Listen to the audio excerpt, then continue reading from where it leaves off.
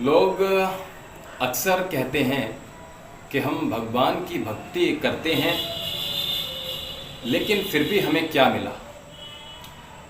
हमारे जीवन में कष्टों का अंत तो हुआ ही नहीं।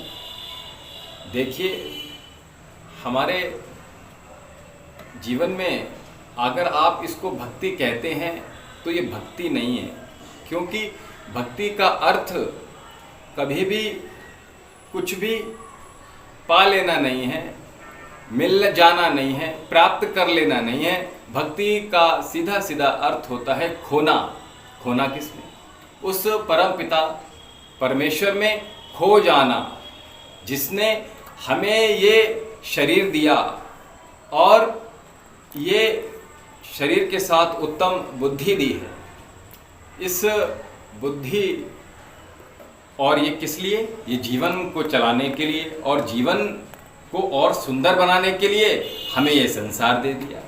अब इस संसार के प्रति हमारा जो भाव है कृतज्ञता का होना चाहिए, और ये कृतज्ञता का जो भाव होना ही क्या कहलाता है? बोलो, भक्ति कहलाता है। तो भक्ति यदि हम उससे परमेश्वर से याचनाएं कर रहे हैं, प्रार्थनाएं कर रहे हैं, तो उससे मांग रहे हैं, तो ये भक्ति नहीं है। वो तो भक्ति का जो अर्थ है वो त्याग है। हमेशा गुरुजी भी कहते हैं कि भोगी से भागी और जोगी से लागी। तो ये भक्ति है, त्यागना भक्ति है। जब हम सब कुछ त्याग देते हैं ना, तभी क्या होता है? हमें कुछ पाने का जो सुख है ना, उसकी जो अनुभूति होती है, जो सुख मिलता है, वो आनंद पूर्वक होता है। और जो हम प्रार्थनाएं हैं, पाने की इच्छाएं हैं, लालसाएं हैं, वो हमें क्या करती हैं? वो हमें अतृप्त करती हैं, असंतुष्टि की ओर ले जाती हैं। देखिए, हम इस संसार में जब आए हैं, तो इस संसार में जब तक आपका ये देह है, शरीर है, तब तक आपको कष्ट तो होंगे, क्योंकि ये शरीर जो चल रहा है उसमें बहुत सारे ऑर्गन्स हैं जो अलग अलग बीमारियों से कभी कभी ग्रसित हो जाते हैं, हमारे आहार, दिनचर्या इत्यादि से। मैं पहले भी बोल चुका हूँ काफ़ी बार। तो इस शरीर में जो कष्ट आ रहे हैं आपको, वो ये शरीर का परिणाम है। आप देखें, राम को देखो कष्ट हो रहा है, कृष्ण को कष्ट हो रहा है, जितने भी आप महापुरुष देख लोगे सब कष्ट में हैं, लेकिन वो भगवान हैं। तो ये शरीर मिला है, जब उनको हमें कष्ट उन्होंने भोगे हैं, 14 वर्ष का वनवास रामचंद्र जी ने भोगा, तो कष्ट नहीं था क्या? लेकिन उन्होंने कष्ट को भी आनंद में बदल दिया। यही तो देवता बनाता है, और क्या है। तो इसलिए जब तक ये जो शरीर है तब तक आपको कष्ट मिलेगा, इससे आप चिंता ना करें। और इस परमात्मा क्या करता है? ये कष्ट मिल रहा है, उसको सहने की शक्ति देता है, और जो शक्ति मिल रही है यही तो भक्ति का फल है। और जब हम अपने परमात्मा का सानिध्य महसूस करते हैं तो जीवन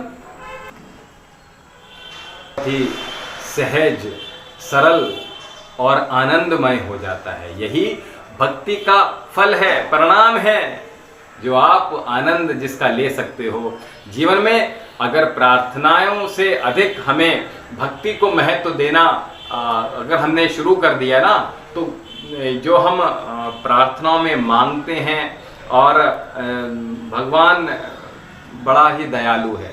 भगवान स्वयं हमें वो सब कुछ पहले से ही जानता है, वो हमें सब कुछ पहले से ही दे देता है। अभी तक, जब तक आपकी जो भी आयु है, जो मुझे सुन रहे हैं, जो भी आपकी आयु है, वो अभी तक आपने परमात्मा ने बहुत कुछ दे दिया है, जो आपके लिए बेहतरीन है, बेहतरीन से बेहतरीन है। वो परम पिता परमेश्वर आपको पहले से ही दे चुका है। और जब तक आपका शरीर आगे रहेगा, वो लगातार आपको टाइम टू टाइम ये देता रहेगा। ये विचार मत कीजिए कि परमेश्वर ने मुझे अभी क्यों नहीं दिया, अभी आपका समय नहीं है। ठीक है, आपको बेहतरीन देना है। जो आपके पास है वो अच्छा है, बेहतर है, लेकिन परमपिता परमेश्वर क्या कर रहा है? वो आपको बेहतरीन देना, इसलिए वो रुका हुआ है। तो बेहतर देगा परमपिता परमेश्वर वो।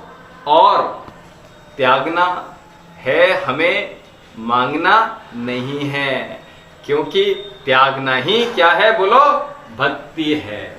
जब सब कुछ हम उस परम पिता परमेश्वर के श्री चरणों में अर्पण कर देते हैं तो ये भक्ति है। और भक्ति का फल है क्या, जीवन हमारा सहज हो जाता है, सरल हो जाता है, शांति पूर्वक हो जाता है, आनंदमय हो जाता है। और कबीर जी भी बड़ा सुंदर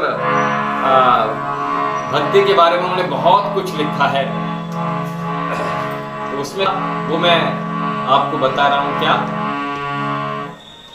है कि भक्ति कामी, क्रोधी, लालची जो लोग हैं उनके लिए भक्ति है ही नहीं, वो भक्ति कर ही नहीं सकते।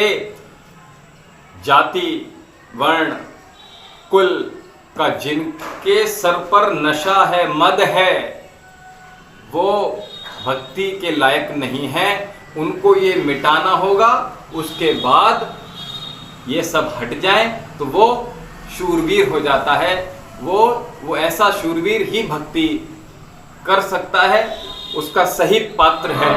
तो कबीर जी बड़ा प्यारा लिखते हैं क्या, कामी क्रोधी लालची, कामी क्रोधी लालची, इनसे भक्ति ना हो। कामी क्रोधी लालची, इनसे भक्ति ना हो। भक्ति करे कोई सूरमा, जाति वरन कुल खोए कबीरा, जाति वरन कुल